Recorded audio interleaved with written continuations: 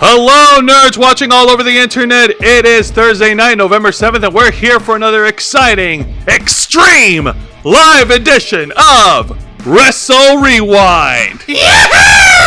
That's right, folks. It is Thursday night, and we're here to discuss all the cool, wacky things happening in the world of pro wrestling. We're talking matches, segments, returning wrestling icons, title changes, and more. I am your host, Jose Casabona. I am also the host, the founder, the content manager, and executive producer of The Ravens Flock. And on behalf of all of us on this channel, we appreciate you tuning in tonight. And joining behind the camera is the host of the Black Files, my tag partner for Wrestle Rewind, the man who puts in the hours behind all the videos on this channel every single week. A man who is also very much familiar with ECW, including one of its ECW originals, CM Punk, Mr. Juan Arouse. Thank you for that introduction, Isaiah. Don't you ever forget the Mister. Yeah, no, you did that on purpose because we were talking about how before we started how there's some folks who are old school ECW fans who will still count CM Punk as an ECW original, even though technically speaking he's not. But he's that cool, so fuck it, he counts. Yay! I don't fucking know. And much like all our other shows, we are simulcasting on YouTube and Kick. Hit the subscribe or the follow button on the bottom right corner of your screen. Click the bell icon to enable notifications. Leave your questions and comments below. We'll answer as many as we can. And if you wish to go above and beyond to support the Ravens Flock, then you can become an inner flocker. For $4.99 a month, you'll have access to all the perks that comes with our membership. Juan, tell them. Well, for all the inner flockers we've got in our chat, and I know we have plenty, go ahead, show off those lovely membership badges, custom emojis, letting everybody know that you are here to help rescue the Ravens Flock from the clutches of late-stage capitalism to become full-time streamers. Since 2013, we've been working hard and staying strong, making your voice our mission. The only thing that we're really struggling with these days is the fact that we have to work 9-to-5 jobs just to keep the lights on. We would rather devote our time, energy, and passions to doing this channel full-time, and the way to do that is through your continuing support. The same thing you've been doing with us for all these years. Just share the channel. Share us with your friends. Share us with your neighbors. Share us with your coworkers. Share us with your long-lost stepbrother. Yeah, you never knew that you had a stepbrother, and it turns out that's Macaulay Culkin, and he's evil because he's also conniving, and he makes everyone think that he's a good guy, and you have to try and kill him because he's a terrible boy. Point is, tell him to subscribe to us too. The more subscribers we get, the more inner flockers come out of them, and then before you know it, we'll be 100% independent and working for the people we really want to work for. You. With your continuing help, we can and will succeed. We also get access to members-only content, a special discount to our merch store, link in the description below, and you also get access to us, the Ravens Flock, your favorite Motley Crew nerds, here to make your voice our mission by providing us your thoughts, your input, your feedback, and your ideas to better shape the future of this channel to suit your tastes and needs. Hey, up in the chat over here, we've got Kurisi Randall-sama's back. Hey, up, Kurisi. Welcome to Wrestle Rewind. Jordan Kirby's in the chat. He believes in Joe Hendry. Excellent. Lisa Boo was in the chat. Have a great show, guys. Thank you, Lisa Boo. And Vicente Guerrero saying, after the 3-second parody video tonight, it's safe to say Ryan Nemeth does not believe in Joe Hendry. Oh! Zut alors! That's Ryan Nemeth, and we really can't speak for Ryan Nemeth, so whatever. So folks, yes, tonight we're going to do, normally what we do on this show, Wrestle Rewind, we review 3 of the most exciting pro wrestling programs in North American today.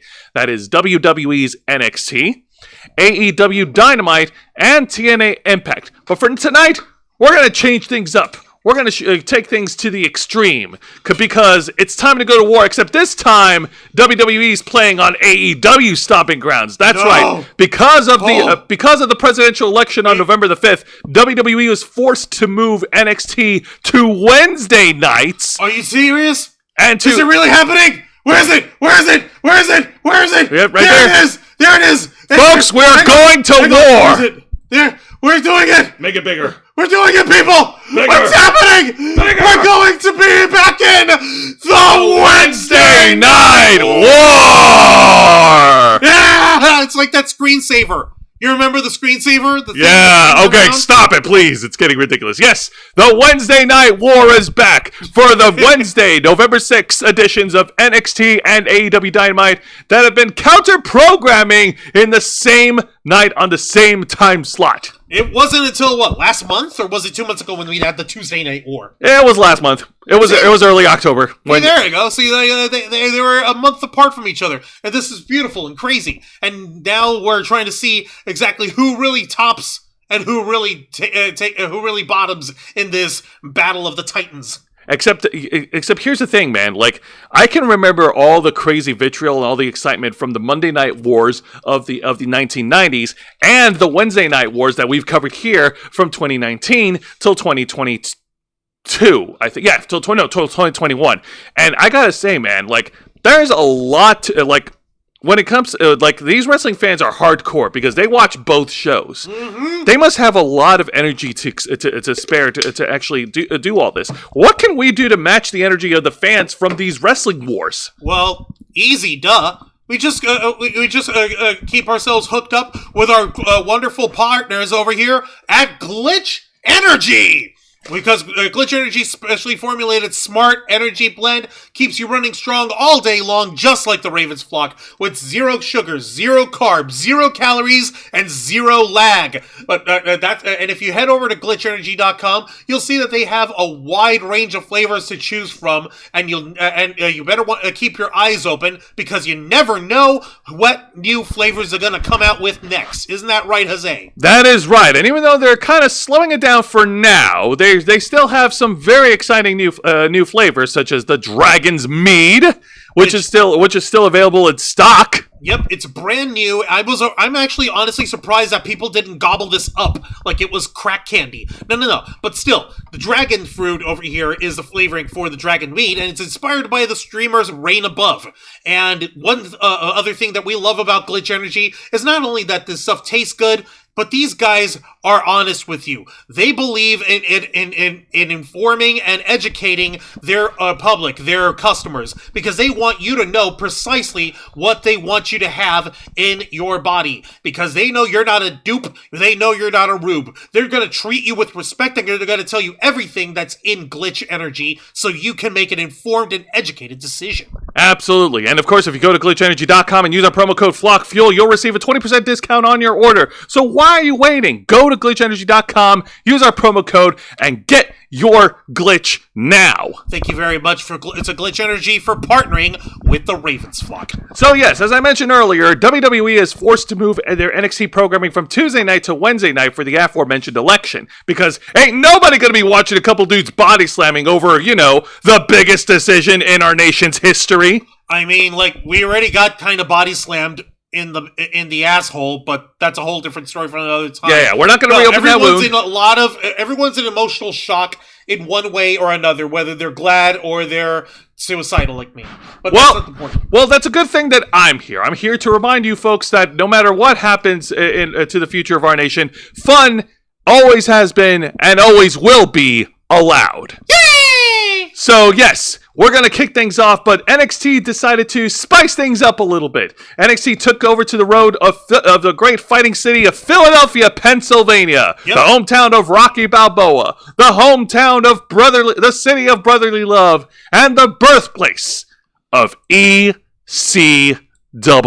Extreme Championship Wrestling. To which they came up with this special little graphic of NXT 2300. But I think we're getting ahead of ourselves just a little bit. Is there something that we need to do to get this party started? Juan, ring that bell. Thank you, Jose. Yay! But yes, this week's edition of NXT took place over at the famous 2300 Arena, the birthplace of Extreme Championship Wrestling. There is so much history in that arena. I remember seeing vlog posts from Brian Zane when he worked for Ring of Honor for a short period of time, and they were filming out of the 2300 Arena, and there was still posters and tapestries and banners of old school ECW inside that arena to this day. There's even an ECW graffiti mural on the side of the building. I wish I had a picture of it, but it's cool. And yes, they did open with the old school ECW music, although I would have popped more if they had drowning pool bodies, because, let the bodies hit the floor! Okay, you don't want to do that, because that'll immediately remind everybody of the WWECW, and that will turn everybody the fuck off. No disrespect to Drowning Pool. All right, fine. It's a guilty pleasure for me then. Anyways. That's why I was over here acapelling, scatting the theme song of ECW there. So, shall we get started? Yes, we start things off with the opening contest, and it is a hardcore match. That's right. We're not using the word extreme rules. It's hardcore, bitches. And with 3 hardcore bitches in it. That's right. Jada Parker goes one-on-one against Lola Vice with former ECW star Dawn Marie brought in as the special referee for this match. And let's not kid ourselves. Every single person who's attracted to the ladies had a fucking crush at one point or another on Dawn Marie. By everyone, he meant me, because I certainly did. Yes, let's not lie to ourselves. This is a time for truths here, Jose. For cold hard truths. And the cold hard truth is, for God's sake, Dawn Marie is MILF-worthily gorgeous. I do have pictures of her. Yeah, right there. Okay, never mind. All right, yay! I was gonna show him. Yay. Yep. Mírala.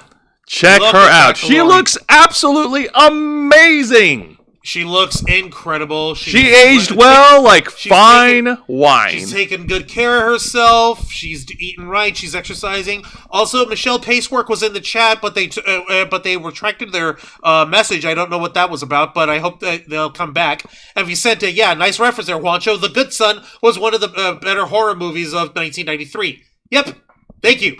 Thank you for getting the reference. I'm surprised. I never saw The Good Son. You never saw this. I could have sworn to God that you did. No. Okay. Is this a Macaulay Culkin movie? Yes, Macaulay Culkin was. The only movies I saw of him were Home Alone, Home Alone 2, and Richie Rich. And that's it. Well, you should watch The Good Son. It'll change everything you think about Macaulay Culkin. All right. So let's continue. All right. So, yes, Dawn Marie. She looks absolutely fantastic. And, yes, I was a big fan of hers. I thought that she was criminally underrated as a WWE diva in the mid-2000s. In his pants. Shut up. No.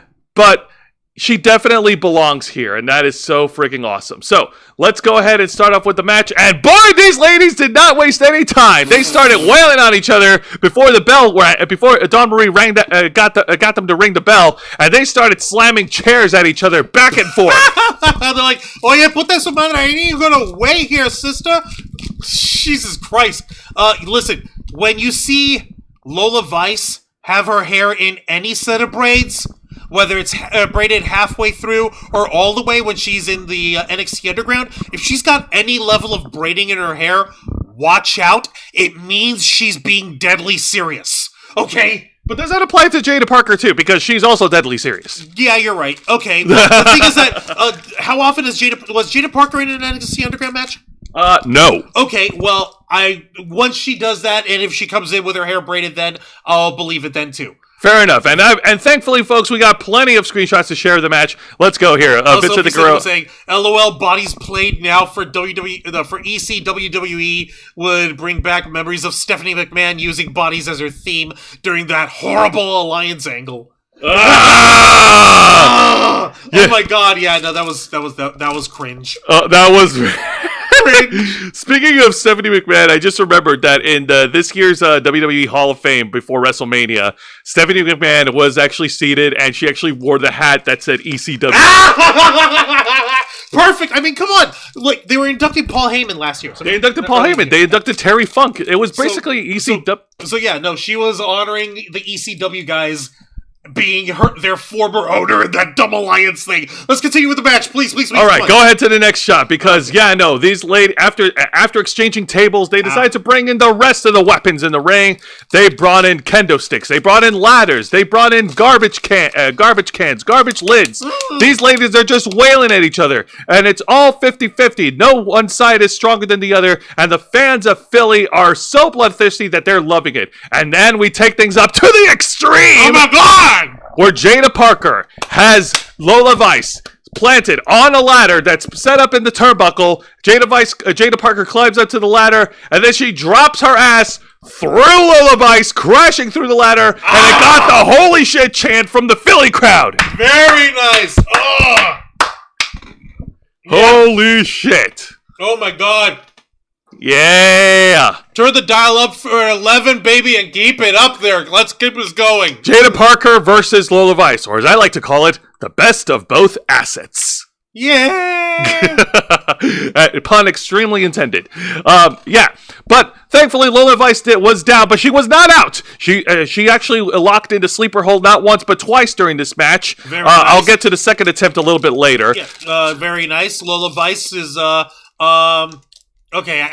I was debating whether or not if I should try to rhyme, but I'm not gonna. Okay, no, Lola Vice is relying on her MMA background there. Very nice. I can dig it. Yep, and then Lola Vice traps Jada Parker inside the garbage can. She lays in a series of 3 spinning roundhouse kicks to the can with Jada Parker inside, and then to put her down, she does her own running hip attack with Jada Parker in the trash can. Oh my god!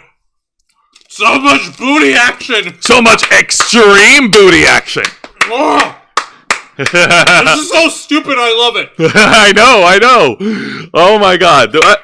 Trust me, I've got more pictures for you, Juancho. Go ahead and bring them out.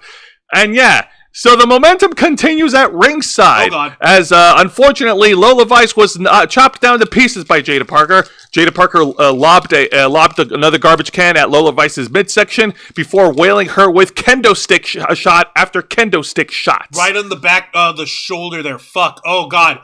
Okay. If you have like back issues, and if you know that one spot, kind of like right in between where the shoulder blade and the spine is, that one spot, and you see Jada Parker's kendo stick is square over it, that fucking sucks. It's a nightmare. It hurts to look at. Oh my god. Okay, continue. All right. Now, the action returns to the ring as Lola Vice and Jada Parker take turns in wailing each other with kendo sticks. Lola Vice locks in the sleeper hold for her second attempt with body scissors applied, but then Jada Parker, and this is a weird spot because I didn't see it before, but Jada Parker grabbed a random red brick from the corner and she smashed Lola Vice's face in with it to break up the submission hold. Oh my god! Oh my fucking god! Yep. That's beautiful! It is beautiful. That's fucking terrifying, but that's beautiful. And in the end, Lola Vice was able to secure the victory by hitting her finishing move, her running hip attack, to pin and win. Your winner of this hardcore match, Lola Vice. Jada Parker. I was like, what the fuck, Jose? Also, can we give another shout out to Dawn Marie for having like ECW branded boots? Oh, does she? Give me a second, let me move. Oh, shit. I love that. Oh. That shit's so good. So, what did you think of the opening contest now that I described it, the hardcore match? Fan service. And what's so weird is that Dawn Marie, for the longest time in her wrestling tenure, she's always been portrayed as a heel. She didn't even bother getting involved in this mess. Right, go figure. You'd imagine that she'd just be a sassy asshole to everyone and their mother. Yeah, in the match and just like go into business for herself. But no, she surprisingly played it straight, which is fine. I mean, like she's there as a special treat. The steak is the match, but the A1 steak sauce was Dawn Marie. Oh yeah, you're not kidding. I mean, yes, I agree with you. Yes, 100%. Yes. Very, very adequate one. All right. We got plenty more to talk about, so folks, get ready to tape up your hands, grab your nearest melee weapon and wrap it in barbed wire, and smash your head open with a beer can.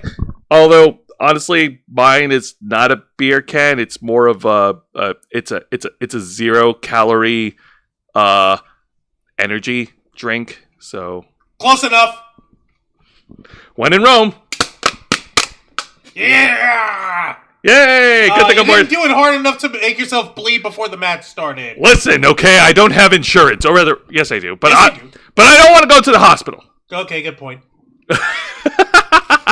All right. Health insurance is expensive, kids. Don't do anything silly. So now let's get over to the for the Ravens flock.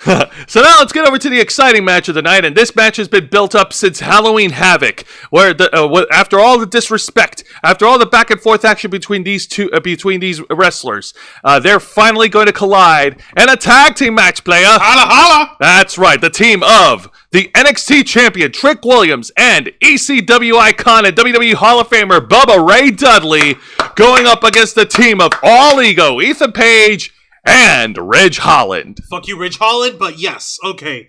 Every single fucking element of this is screaming, "Yes, sir, thank you, sir. May I have another, sir?" Oh my God. Okay. So by all means, go on. Yeah, so let's go ahead and talk about this. So Bubba Ray Dudley is the first one. In the ring. He squares up against Rich Holland. Shows a little bit of a ring rust early on, but then he finally picks up a little bit of steam and knocks Rich Holland down a couple of times with a few shoulder tackles and some clotheslines. Oof. And then we get some beautiful, amazing tag team action between Bubba Ray Dudley and Trick Williams. Check it. Was this before or after Bubba tries to tag? This is after Bubba. This is after Bubba tries to tag. Bubba was able to. You see here, Bubba wrenching the arm of Rich Holland, and of course Trick Williams going over to the second rope and hitting a double X handle. Classic nice tag move. Nothing fancy about that. But you're gelling, and that's what's important. Of course, they gelling like a bunch of felons, and the gelling continues as Trick Williams, with a little bit of elevation from Bubba Ray Dudley, leaps over Bubba Ray Dudley and hits a flying double clothesline, knocking down Ethan Page and Rich Holland. Holy shit! Very nice. Okay. The momentum was well in the favor of one half of the Dudleys and the NXT champion before the commercial break, but as we returned, unfortunately, the heels were able to regain control, especially when Rich Holland assaults Bubba Ray Dudley and crushes his into little spikes. Oh my God! His little spike Dudleys and his big dick Dudley. Oh my God! Yep, he pulled a. He pulled. Okay, I'm sorry. He pulled a 10-7 on Bubba Ray Dudley. A 7-10 split. 7-10 split. One thing here. Am I weird for pointing this out? Take a look at Rich Holland here. Okay. From this angle, considering that Bubba's leg is almost obscuring his entirety of his lower torso. Yeah, it looks like he's doing a pelvic thrust. No, it looks like Rich Holland is naked. Ah! Where are his boots? He has short boots and he only has one knee pad, which is shocking because for a man who came back from broken, injured legs, I think he would have a little bit more protection. I know, was it both legs or was it just the one though? According to Bubba Ray Dudley, and apparently it is documented, but Rich Holland did injure both his legs in his earlier rugby career. Okay, right, poop. Okay, point is, this is silly, at least it is to me, from this angle. Not just because he looks like he's doing a weird pelvic thrust, but because from that angle, it makes it look like Rich Holland is in nudies. Well, hey, Wancho, this is progress. You actually found something to smile and laugh about Rich Holland. Yeah, the fact that he amuses me without doing anything to actually earn it. Fuck you, Rich Holland. I didn't say it was big progress, folks. Little by little. Let's keep going.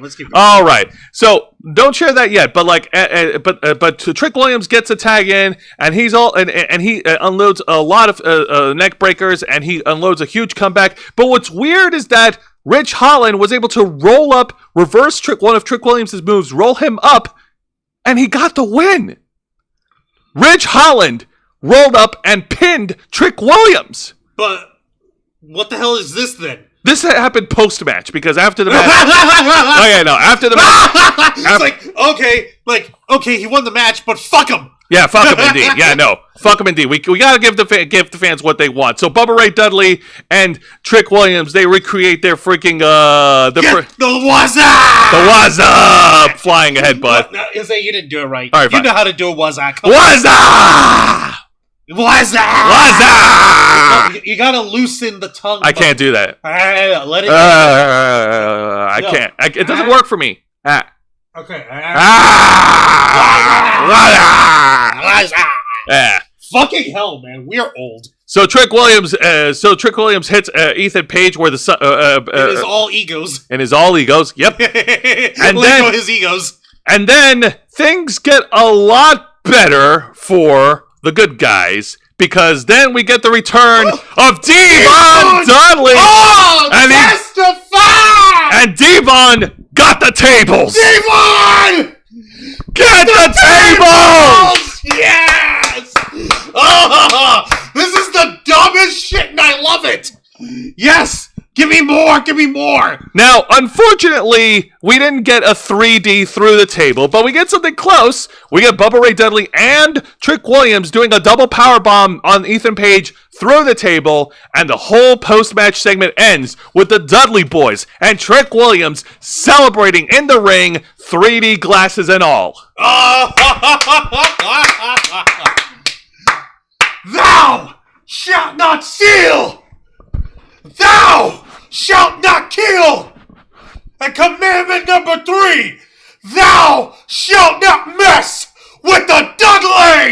Yeah!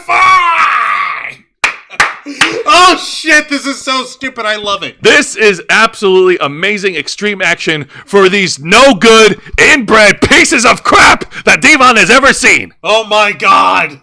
Sorry, I was pulling a line from Reverend Devon, but anyways. Damn. Wow, really? Okay. Vicente was also saying, even before I broke my back, I would have hated taking kendo stick shots to my back in any match. Yeah, no kidding, buddy. I don't blame you. Jose and I have taken those, and they are not fun. We also got hit in the head with chair shots, but that's we got chair shots. We were stupid before that, though. But now it's time to shift gears over to getting to the exciting segment of the night, and it is an in-ring segment with NXT General Manager Ava, who has a huge announcement. And her announcement, much to my dismay, is that NXT Deadline will be making its return on Saturday, December 7th in Minneapolis, Minnesota. And the reason I say it's dismay is because I was expecting the revival of ECW. Jose, come on. I want ECW one night stand. No, Jose, it's okay. ECW had its time. Besides, you can't have a revival without bringing back the final ECW champion, Ezekiel Jackson. That's a deep cut from 2010. Yeah. Well, thank you. Had to. And of course, Robert Stone then gets on the mic, and Robert Stone gets. What's he doing, by the way? He gets some heel heat from the Philly crowd by trashing Philadelphia and bragging about how the crowd of New York in the old ECW days was louder than the crowd of Philadelphia. And then, oh, you dick! Oh, yeah. He's fucking with the Philly fans. Oh, no. And through the magic of the Undertaker teleporting in WWE, the lights turn off and then the lights go back on, and it is none other than TNA wrestler and former ECW World Champion Rhino, who speeds into the ring and hits Robert Stone with a gore!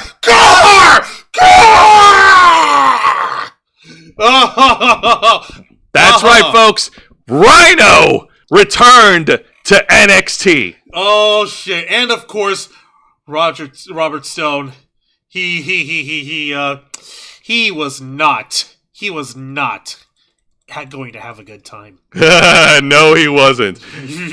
But yeah, no, I got another picture of Rhino. You know? Oh yeah, I know you have another picture of Rhino. I was throwing Rhino emojis in the chat. Rhino emojis. So Rhino emojis for the people who like Rhino here. Yeah. And fun fact about Rhino is that Rhino actually had a bit of a tenure over in NXT during the Black and Gold era. Really? What the hell was really? Yeah, he feuded with Samoa Joe. He feuded with Baron Corbin. He feuded with Kevin Owens for a while. Okay, that tracks. Yep. Before he was called up to SmackDown and had a brief but fun tag team with Heath Slater.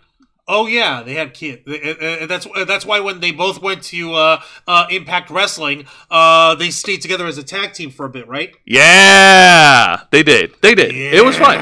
But yeah, I like this. Rhino entering through the prohibited portal has jumped from TNA to NXT. I love this shit. Let me take a look over here. No, that's okay, Carisi. Vicente didn't say anything crazy. Vicente in the chat. Oh, yeah, that was an accident. Oh, okay, don't worry about it then. Yeah, no worries. You're good.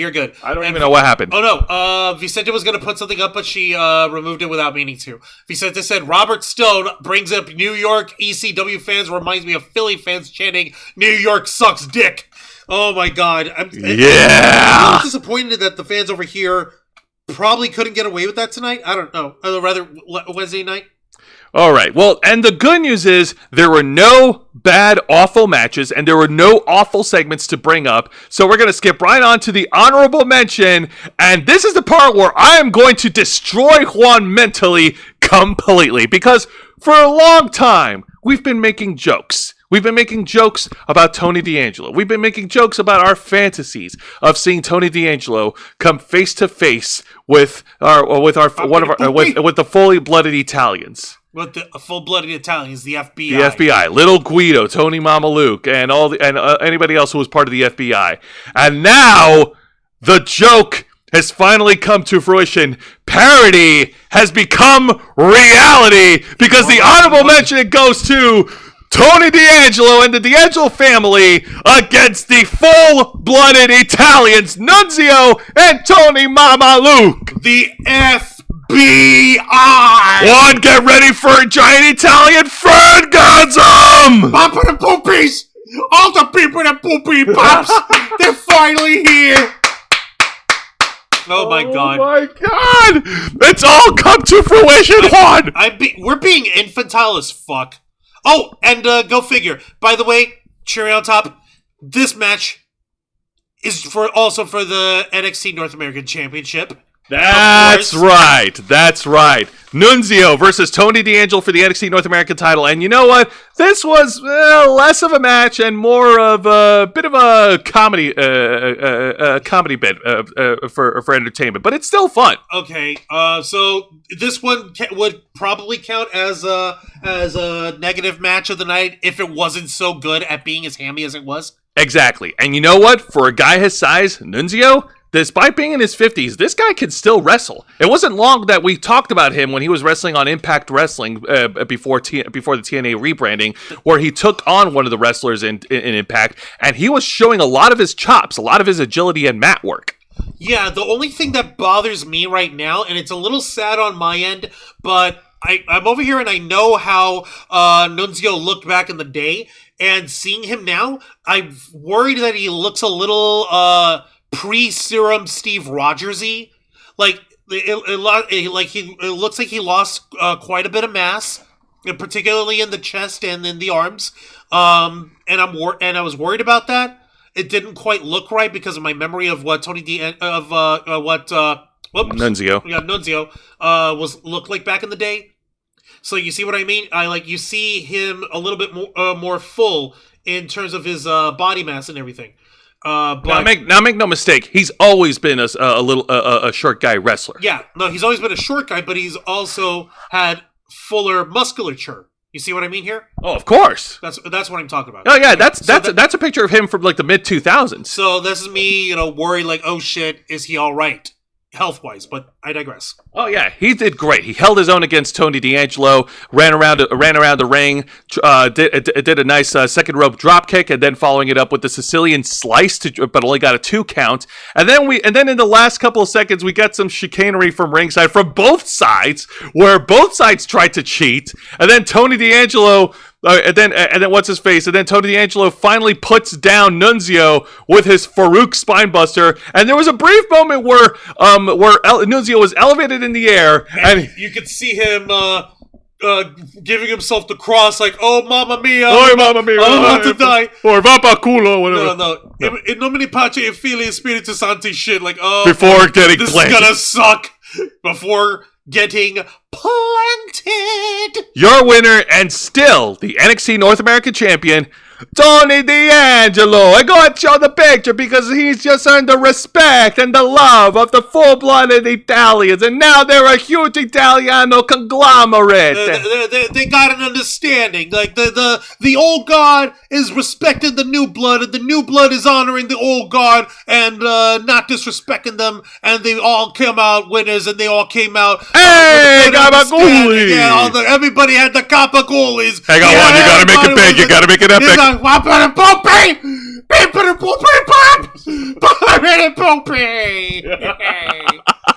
my god, I don't give a fuck what anybody says. I love that fucking match. We are stupidly childish. And if it wasn't for the tag team match, I would have voted that one as the exciting match of the night, because I don't give a shit what anybody says. That was funny. Good gravy. What did you think? I think that we're easily amused monkey butts. Okay, that's not something we actually cheering for, you dump. Hang on a minute, Vicente Guerrero, what do you say? Oh yeah, Nunzio versus Tony D. Winner gets a plate of spaghetti and a copy of the complete series of The Sopranos DVD box set. Actually, speaking of food, fun fact, Tony Mamaluke actually owns his own restaurant over in South Philly. No fucking way. Yeah, I gotta talk to you about it later, but it's actually really true. If we ever make it back up north at any time in the future, you have to take me. No exceptions. And of course, now we get to the main event of the special extreme edition of NXT CW. Oh my fucking god. And it's the Muscle Mommy Avengers of professional wrestling here. An all-star 10-women tag team match play. That's right. On the team to the left, you have Kalani Jordan, the Dark Angel, Stephanie Vaquer, Zarya, you've got Jordan Grace from TNA, and you've got the beautiful madness that is Julia, versus the team on the right. You have the NXT Women's Champion Roxanne Perez. You've got Cora Jade, JC Jane, Jasmine Nix, and the NXT Women's North American Champion Fallon Henley. So the toxic influence with the adopted daughters of CM Punk. Yep, versus the NXT equivalent of the Avengers. Yeah, women's pro wrestling Avengers here. Like, seriously, for fuck's sake. Kalani Jordan, a disciple of Rob Van Dam. You got Stephanie Vaquer. She is a Latina wrestler of epic proportions. Julia, the fucking latest sensation to come in from Tokyo, Japan. From Tokyo. You've got Zarya, who's like Rhea Ripley 2.0. She's like a walking Australian kaiju monster. If you get in her path, she'll burn you down. And the muscle mommy, the juggernaut. The juggy juggernaut, the perennial TNA knockout Jordan fucking Grace. Put some respect on their names, motherfucker.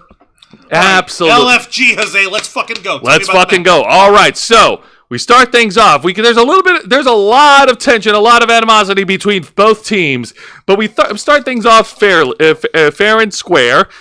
We open things off with, of course, Fallon Henley going up against Stephanie. It started off with Fallon Henley and Kalani Jordan. Kalani tagged in Stephanie Vaquer. Stephanie Vaquer got her tag in, and she did her spot that everybody likes, where she locks in the head with her legs, and she freaking like rams it into the mat. I don't know what that move is called, but it's that one. Yes. I know the one you're talking about. I gotta find out what that's called. Yeah, no, we got some frequent tags from mostly the baby faces. The baby faces have been really good at tagging themselves in. Yep, go ahead.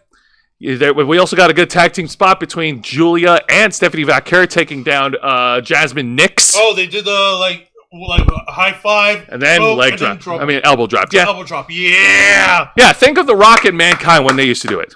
Oh yeah, Rock and Sock Connection. Yep. Yay! Anyways, Mankind. Yeah, another ECW original. How do you like that? Oh yeah. Anyways, so getting back to the match, and unfortunately, the referee was not able to contain the madness for much longer. Yep. The beautiful madness. Then again, if you're stuck in there with 10 women who want to destroy each other and you're just one referee, what the hell are you going to do? What the hell are you going to do? You're one referee, you've got 10 beautiful, dangerous women, and you're in South Philly, and they all want a piece of each other. I know. It's like what does this become? A team deathmatch. Oh no. Pier 6 Brawl! Pier 6 Brawl! Pier 6 Brawl! Pier 6 Brawl! Pier 6 Brawl! Pier 6 Brawl! Woo! Yay! Makes me want to smash my head with this can. Ow! Smash it like you mean it. Come on. I just did. I bented it. Okay, you bent it. Yes, I bent it. Bented it. Anyway, so yes, all these women started pummeling at each other, and eventually the babyfaces were able to knock the baddies out of the ring. And before they go to commercial break, Kalani Jordan goes to the top rope and hits a beautiful moonsault, annihilating all 5 competitors at ringside. Oh yeah. That's right. So before the commercial break, the babyfaces, the all-star babyface team, have the momentum. Mm-hmm. And then when we got back from commercial break, unfortunately, that momentum did not last long. Oh. Kalani Jordan was on the receiving end of a 5-on-1 assault. They kept her isolated away. Yep, they kept her as far away from the other Avengers as possible. And you see here, JC Jane hitting a senton splash onto Kalani Jordan. That's just one piece of the punishment that she had to sustain. Oh, fuck. But thankfully, out of all the partners that got the hot tag, Jordan Grace got the hottest of tags. She wailed on all the competitors. She knocked them all down with clotheslines, power slams. She did an incredible Vader bomb onto Cora Jade. Oh! That's right. Of course, that only earned Jordan Grace a 2 count from the referee, but the momentum continued. And as we get to the finish, I don't have a picture of it, but there was friendly fire that. Oh wait, actually no. Before we get to the finish, the Meta 2, aka Lash Legend and Jakara Jackson, tried to interfere in the match because they got a bit of a beef with Julia and Stephanie Vaquer, and Stephanie Vaquer wiped out Lash Legend and Jakara Jackson. Oh man! By the way, shout out to Lash Legend and Jakara Jackson for even though we're not going to talk about it, an outstanding performance at WWE Crown Jewel. Good for them. Yeah, good for them. I don't want to talk about Saudi Arabia. That's all you're going to get out of me. That's it. Yeah. But now, getting back to the match, there was and near the finish of the match, I don't have a picture of it, but there was friendly fire. Zarya was trying to go in for an attack, but she accidentally spears Jordan Grace, who is right. Fuck. Yes. And then she finally gets the NXT Women's Champion, Roxanne Perez, over her shoulders. She countered Roxanne's Pop Rocks, and she hits the F5 to pin and win. Your winners, Zarya, Stephanie Vaquer, the beautiful madness that is Julia, Kalani Jordan, and the Juggernaut Jordan Grace. Oh my God! Thank you so much for servicing me so well as a fan. Thank you for the fan service. Thank you. Well, you're welcome. Not you. Okay. You get nothing. Now, good day. All right. I said good day. But yes, a great way to finish off this extreme edition of NXT. The Philadelphia crowd absolutely loved it. I'm so happy to hear that over here. Vicente Guerrero, in the ref's case, being in the ring with 6 hot women would be called every man's dream. Yeah, if they weren't all psychotic and homicidal towards each other, that would just be very, very, very angry, like, harem sex. And nobody... I don't know how crazy the people are. Also, Mr. Quake is in the chat. Hey, I'm Mr. Quake. Welcome to Wrestle Rewind. So cool, NXT 2300 gives me Ruthless Aggression vibes. Not bad. I can respect that. I called it the Z5 since that's Zarya's F5. Okay, nice solid match. Sorry I'm late. Full circle moments up. Escape. Yeah, we're done talking about the election for now. Yeah, sorry. Yeah, let's leave that alone. But yeah, this is such a great edition of NXT, and I'm so proud of WWE, and I'm very happy that the Philadelphia fans got a special treat. And this is awesome. This is great. They're paying tribute to ECW, and the ECW originals are also like giving back to the new generation. Yeah, they're over here like saying, "Hey kids, you're in our turf. You're in our old stomping ground. Make us proud." And so they did. Game recognizes game. Game recognizing game. Yep, exactly. Hells yeah. All right. Now, we're going to go ahead and shift gears now, because now we're going to go to the other side of the battlefield. Let's see what's going on this week's edition of AEW Dynamite. Like the fuse hit the boom, Dynamite!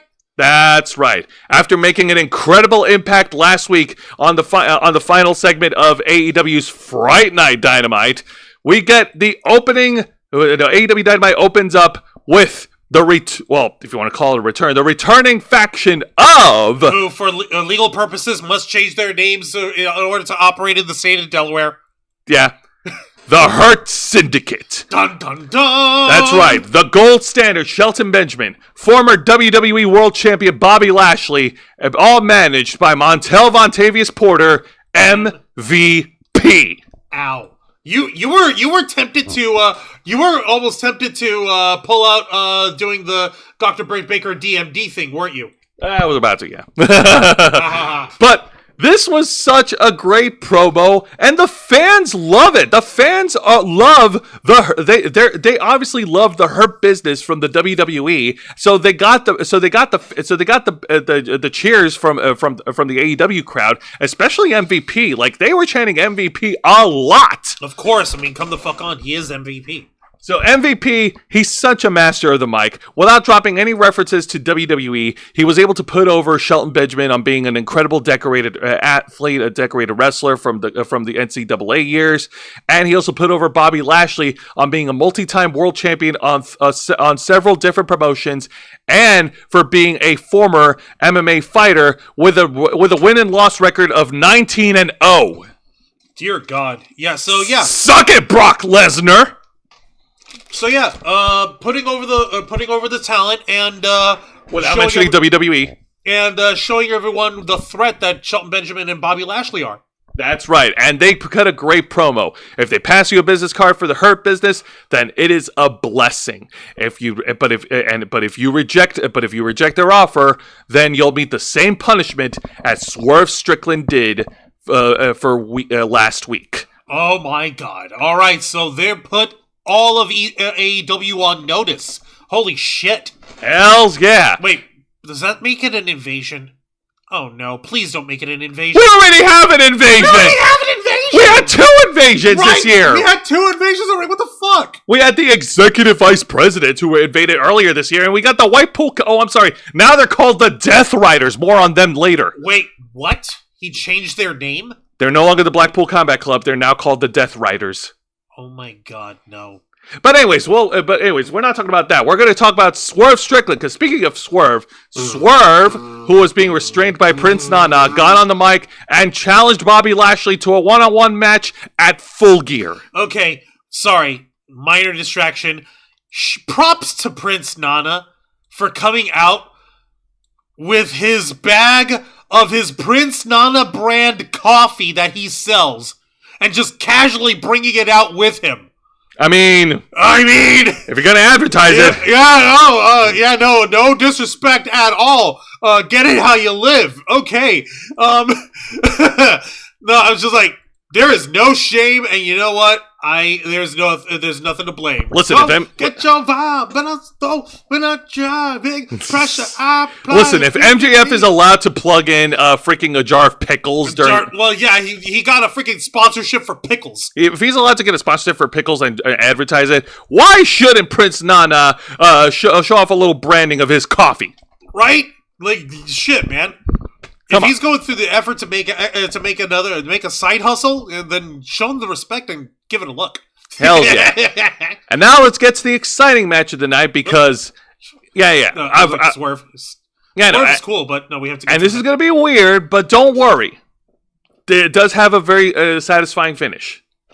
Okay, you say this because you okay, I know your pattern, Jose. You set me up with this phrasing because you know for a fact that I'm going to eye roll until I have a freaking collapsed cerebellum at whoever's involved in this match.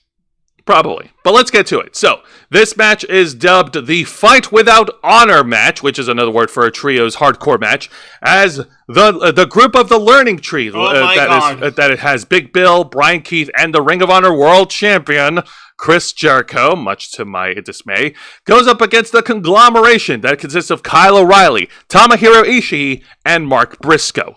Okay, so it's a hardcore match. It's a hardcore 6-person tag match. False count. Well, not false count anywhere, but hardcore match regardless. Anyways, so this match was pretty solid. Like not only did it have weapons, but it had a lot of striking, lots of chops, lots of strikes to the chest, and fans could hear every blow in the arena. And Chris Jericho was taking a lot of punishment. He took a lot of hits from all 3 of the baby faces. Oh shit. Yeah. Okay, so Jericho was actually selling and putting his opponents over? Yes, he was getting his ass whipped. And so was Brian Keith. Oh shit. Yeah, no. Poor Brian Keith. I know. He's a bounty hunter? God almighty, what the fuck? But he's also like the shortest guy in the whole group. Oh, the poor bastard. I know. We got a pretty cool like. Sorry, I did want to check in the chat. Let me see here. Especially Cora Jade, Jasmine, etc.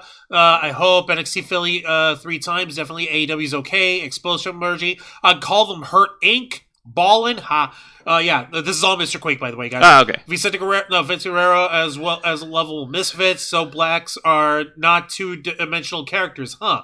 Yeah, and so Ghana are now goofy characters, so the world is laughing at us. Whoa, Moxley's an idiot. Not dancing around like a goof as usual, Prince Nana, I mean. Prince Nana coffee is greater than Starbucks.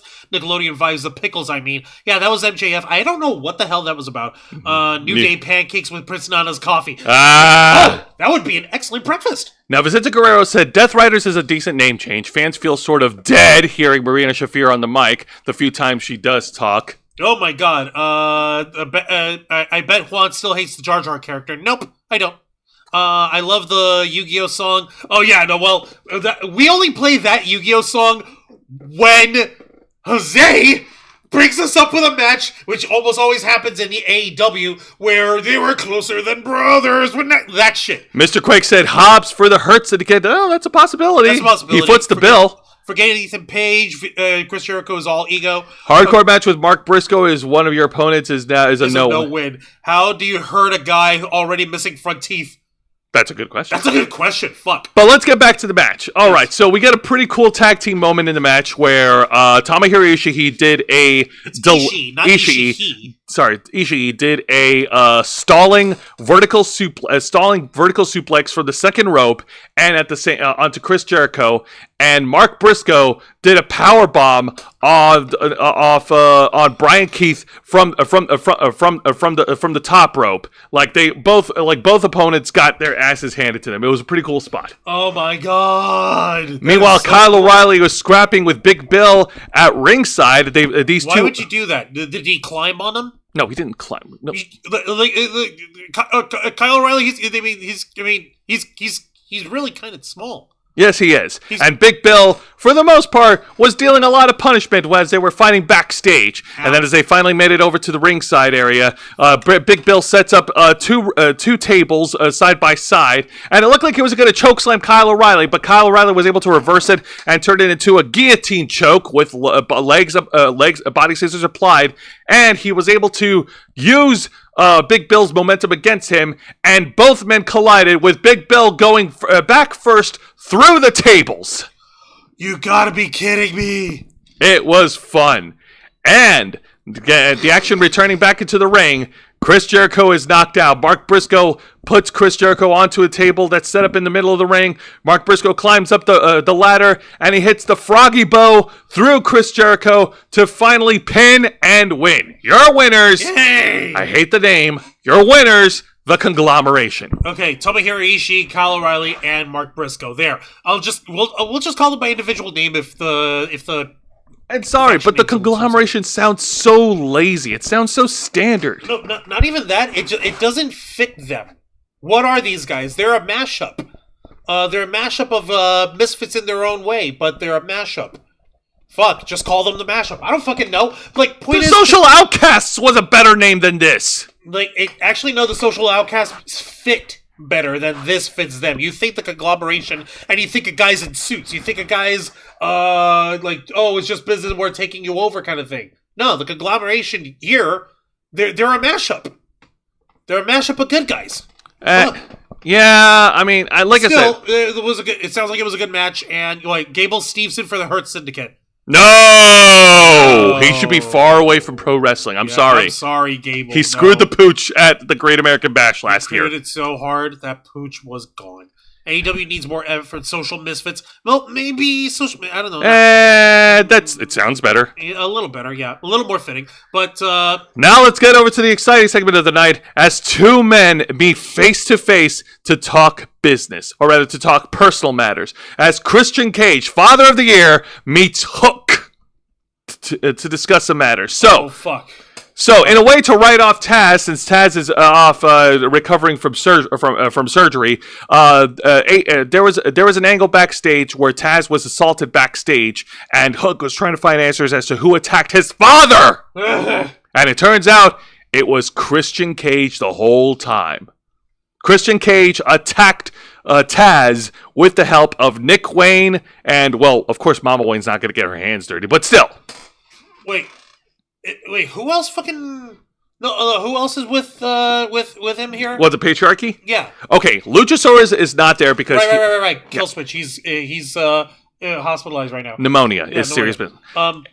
Nick Wayne, Mama Wayne, and the newly added Kip Sabian is now joined the family. Okay, so Kip Sabian, is he filling in for Killswitch? He's a new member. Okay, never mind. Well, yeah. But now Christian Cage has called out Hook. Actually, first off, Christian Cage is still declaring himself as the undisputed, undefeated future AEW World Champion because he still has the contract to a title shot at his discretion anytime, anywhere, any place. And he calls out Hook. And he reveals the reason why Christian attacked Taz. And the reason being is because Hook is meant for better. He first puts over Taz as being a hardcore icon, a legend, to a promotion where it is referred to as an outlaw promotion because for some reason they can't say ECW. They literally legally can't say ECW. Oh, okay, yeah, because WWE owns it. WWE owns it, yeah. Sorry! Did we just have a whole thing of it? Come on, Jose. It was literally, not even half an hour ago. Come on. I know. So, Christian Cage then tells Hook that, and then what did he do? He ends up being on commentary, and he asks Hook, what do you want your future to be? Do you want to end up on commentary like your dad, or do you want to be a multi-time world champion? And if you join me, I will take you there. Oh God, so he's trying to make his offer, come with me, and I will complete your training. With our combined strength, we can end this destructive conflict and bring order to the galaxy. And then Christian Cage finished off by once again delivering one of his credible lines that he honestly wish he would have beaten Hook's dad so badly that Taz would be dead. Wow. He has to somehow work his way into saying your father is dead? Some fucking how. Okay, goddamn it. Points to Christian Cage for trying. What the fuck? So Hook runs into the ring and he tries to beat up everybody in the family. He tries to lock in the red rum on Nick Wayne, but Christian Cage was able to break him out of it. Also, Nick Wayne is rail thin, so he probably just slid out a little. And then the security staff tried to break up Hook, but Hook was able to fight off against the security and locks in the the red rum onto one of the security members. So bye, rest in peace, that guy. Right, have a nice life, enjoy not breathing. And that's where we end the segment. So they're building the Christian Cage versus Hook, and this is freaking awesome. They need to have a match at Full Gear. I would like to make it a little more interesting if Christian puts up his AEW Championship match clause that should be the temptation there. That should be what he gets in him. Also, Logan James is in the chat. Hey up, Logan James. Welcome to Wrestle Rewind. I think Tiffany Stratton is cashing in on Liv Morgan versus her Io Sky match. Maybe. It was me all along. Cage is total narc heel. I love it. Yep. I love it. Lexus King needs to anti-hero. He probably will. Okay, interesting. At least Taz is alive. Hook needs to bulk up. Yeah, well, a bit. No, but seriously, fucking Christian Cage somehow managed to freaking jam in his square peg of the round hole of your father's dead into his promo somehow.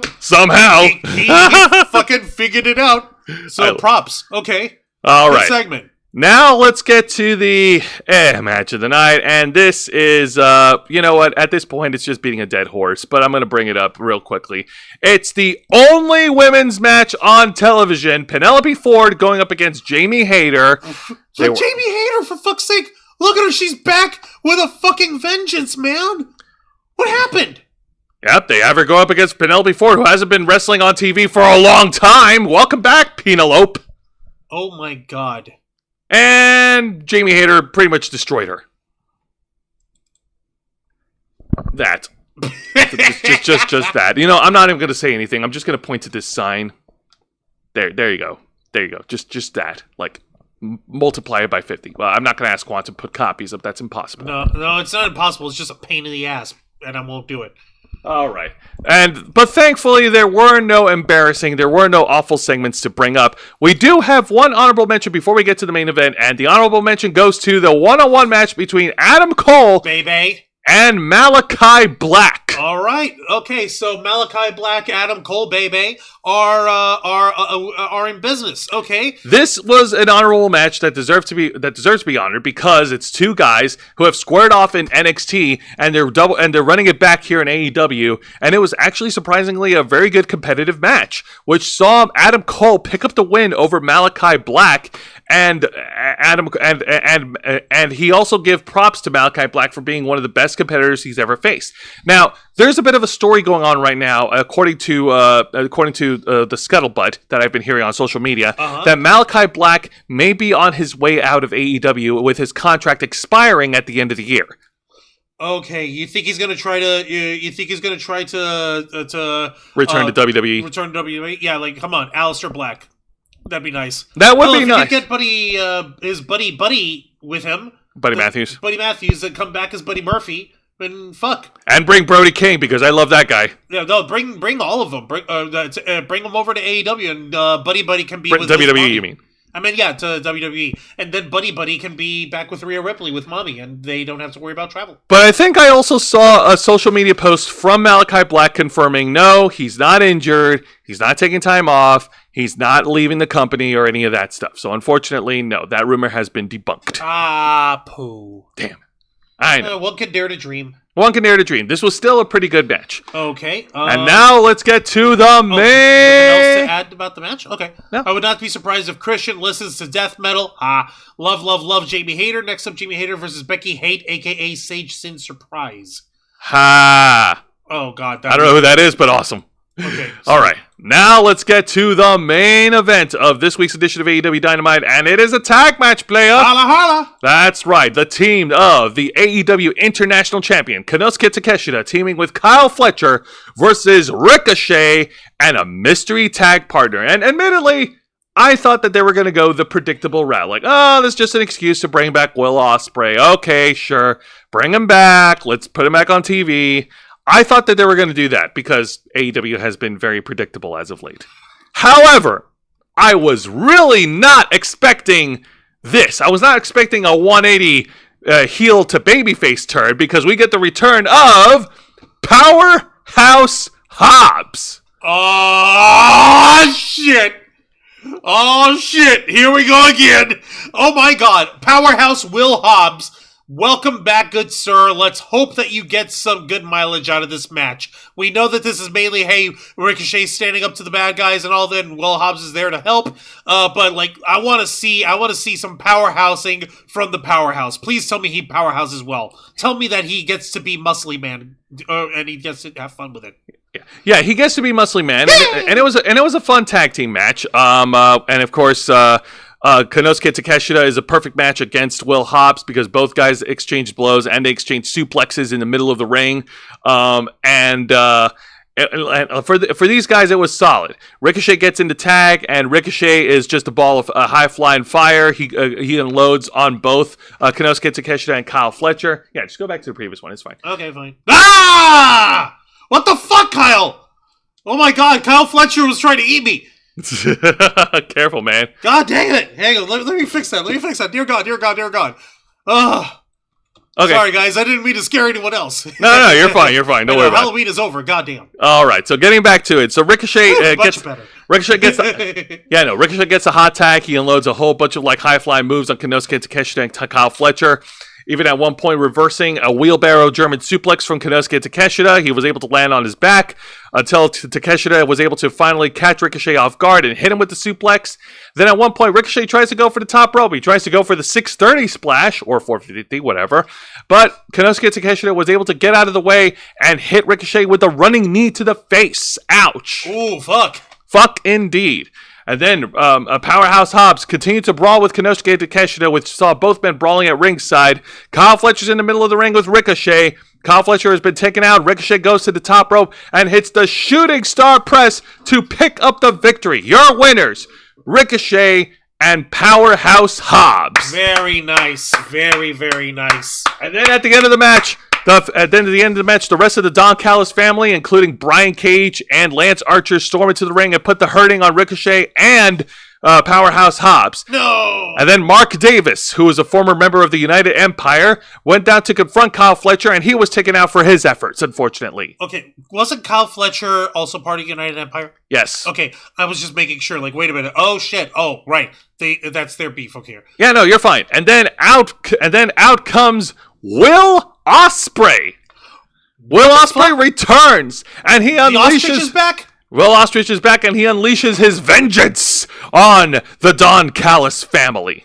He tries to go for the hidden blade, but Kyle Fletcher immediately runs out of the ring, and the show ends with Ricochet, Will Ospreay, Mark Davis, and Powerhouse Hobbs standing tall. Yay! Okay, nice.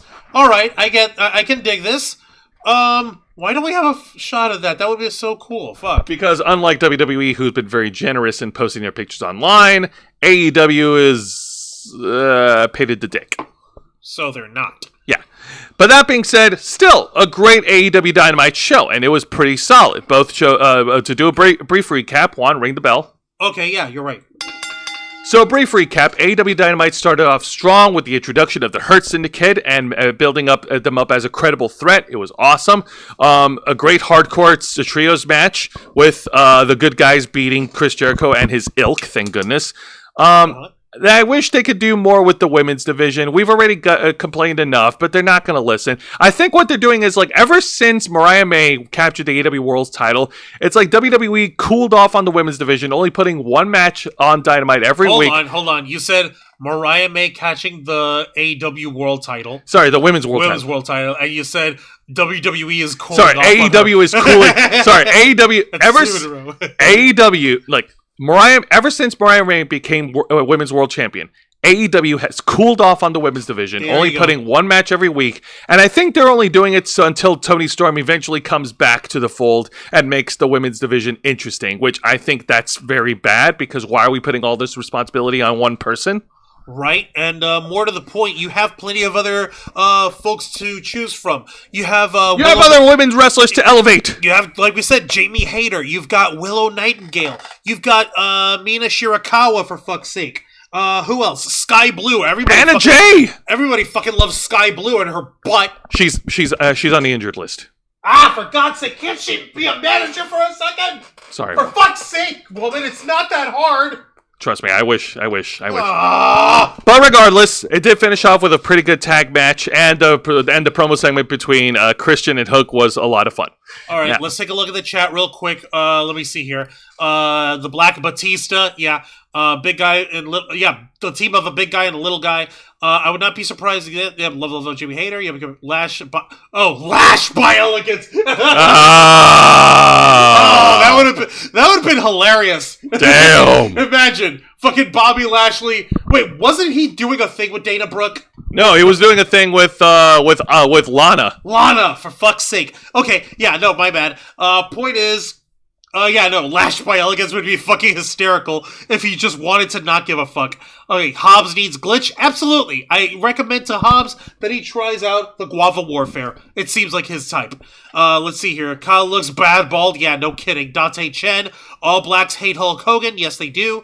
Let's see. Gargano and Don Father with Nunzio and Neo FBI. Let's see. Neo sounds cool. Kyle Fletcher looks like Dante Chen. Baby Narc. And Vicente Guerrero saying, Sage Sin Surprise is the daughter of late XPW. Sage Sin Supreme is the daughter of late XPW star Supreme. She uses both Sage and Becky name interchangeably. So I suppose Will Hobbs is out of the Don Callis fam. But when did he ever leave them? Yeah, I know. Leave them? It's so stupid. I don't get it. When did he leave them? What the fuck? Make it make sense, AEW. But anyways, this week's edition of WWE NXT, or rather the ECW edition of NXT. No, it's NXT 2300. The NXT 2300 edition of NXT. God damn it. Just let me say ECW. Whatever, fine. Was awesome. They started off with a great women's match. They ended with a great women's match. And all the other matches in the middle were freaking awesome. I will always pop hard for Tony D'Angelo versus Nunzio. I don't give a shit what anyone says. I don't give a shit what Juan says. No, what do you mean what Juan says? All I said was I'm worried for Nunzio's physique. It shows his age, and it kind of it doesn't make him look like a credible threat, but it makes me worry more for his well-being. Thankfully, you put those worries to rest today because Nunzio's got it. Yeah, of course. Nunzio's got it. I don't think he's going to lose it for a while. And you know what? Kudos to all the ECW legends that showed up. Rhino, the Dudley Boys, Rob Van Dam, the Full-Blooded Italians, Dawn Marie. Right. That was awesome. Very nice. All we were missing was Joey Styles to give him an oh my god moment. I know, that would have been so cool. But Joey Styles, didn't Joey Styles kind of lose his mind and went? I don't know. But that being said, now getting over to the aftermath of the war. Because last month, AEW got their asses beat by WWE when they went head-to-head on the Tuesday edition over on, I think it was October 7th? Yeah, I think so. Yep, October 7th edition of the Tuesday Night War. So surely, with WWE forcing to go to Wednesday nights, AEW might be able to prevail, right? Let's find out, shall we? Drum roll, please. In an article provided to us by Forbes from Alfred Conwa, subscribe to Swahili, headline reads, WWE NXT beats Dynamite again. AEW sinks to 523,000 viewers. Oh my God! Oh, this is embarrassing. Oh dear. All right, let's get to the article here. I'll read it. I'll read the rest off. Let's scroll down. So WWE NXT defeated AEW Dynamite head-to-head yet again, continuing a head-to-head streak that dates back to October 2023. NXT drew 619,000 viewers and a .17 in the 18 to 49 demo for its special ECW-themed broadcast from the 2300 Arena in Philadelphia, Pennsylvania. AEW Dynamite, main evented by a tag team match featuring Ricochet and Will Hobbs' surprise return, garnered only 523,000 viewers and a .16 in the 18 to 49 demos. NXT had defeated AEW in its previous three head-to-head battles, which happened in October of this year and last year. Its latest win extends that streak to 3. In NXT and AEW's previous head-to-head broadcast, AEW drew a scary low 329,000 viewers for Title Tuesday, against 874,000 viewers for WWE NXT. NXT relied heavily on ECW nostalgia for its specialty show, with appearances from ECW originals Rhino, RVD, the Dudley Boys, FBI, and Dawn Marie. Van Dam interacted with Kalani Jordan, who noted RVD was her favorite wrestler growing up. I mean, yeah, that's why she's his student. The 53-year-old Hall of Famer later got physical with Wesley as he gave the rub to up-and-comer Javon Evans. Stars of the past giving the rub to NXT stars was a great theme. It was a theme of the night. A surprising Ridge Holland pinfall on Ridge Holland led to a Dudley Boys reunion. Trick, Bubba, and Devon Dudley then put Ethan Page through a table. And yeah, no, there's pretty much not much else to say. Like, damn, AEW got their asses beat. But as we said so many times when we talked about these wars, the only real number that matters is 1. That is the viewer. And in this case, I'm the viewer. So the real question is, did I enjoy one show or the other? In my opinion, I enjoyed NXT more than AEW Dynamite. I thought that sorry, wrong thing. I thought that AEW was good. I liked their tag match. I liked the Hurt Syndicate.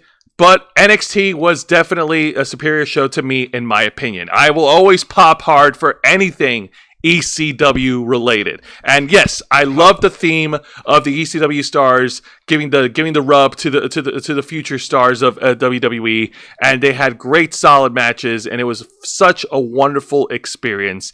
And it made and it shows that even today, it was nice to feel good, and it shows that even today, even though ECW has closed doors for a long time, that there's still an appetite for ECW, for Extreme.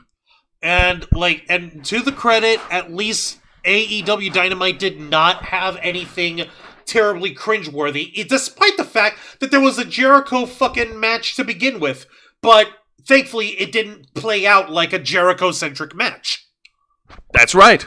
That is correct. So it actually played out tolerable. And it played out the way it's supposed to. You've got bad guys doing bad guy shit, but the bad guys get their comeuppance. The bad guys get their asses kicked. Exactly. And Big Bill went through 2 tables. Don't you love to see that asshole get his comeuppance? Exactly. See what I mean? Oops, sorry. You see what I mean there? At this point, it's like, okay, you didn't let us down. And that's a good thing here.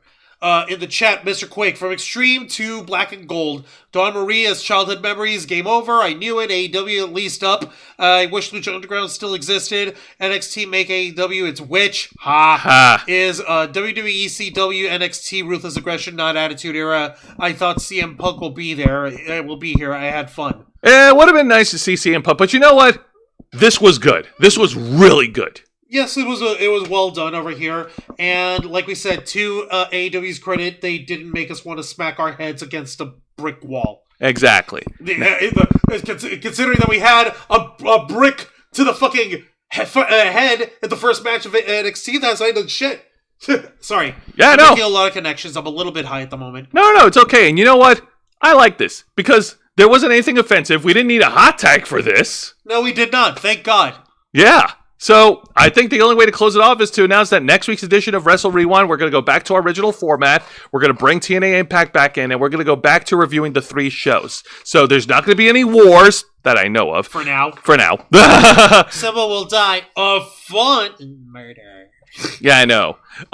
Because let's face it, but also let's all remember, as wrestling fans, let's try to be a little less tribalistic. Let's try to be a little less violent on social media and try to be a little more accepting. Because let's be honest, war is hell. But war between wrestling fans is dumb. Is dumb. It's just dumb. It's just fucking dumb. It is. Now, with that being said, Juan, plug us away. Don't mind if I do. Ladies and gentlemen, boys and girls, and everybody in between, thank you very much for watching this week's live stream edition of Wrestle Rewind, hosted by Jose Casabona,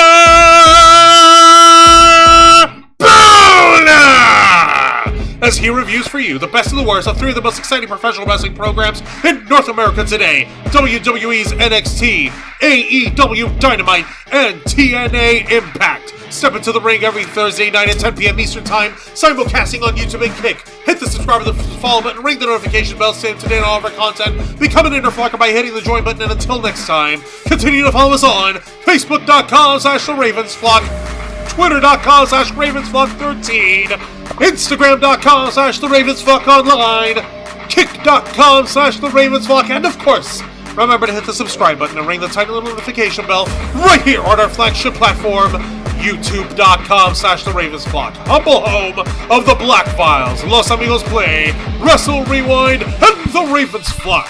All right, folks, thank you very much for tuning in to an exciting, extreme edition of the Wednesday Night War of Wrestle Rewind. From Mr. Juan Arouse, I'm Jose Casabona, and this was Extreme!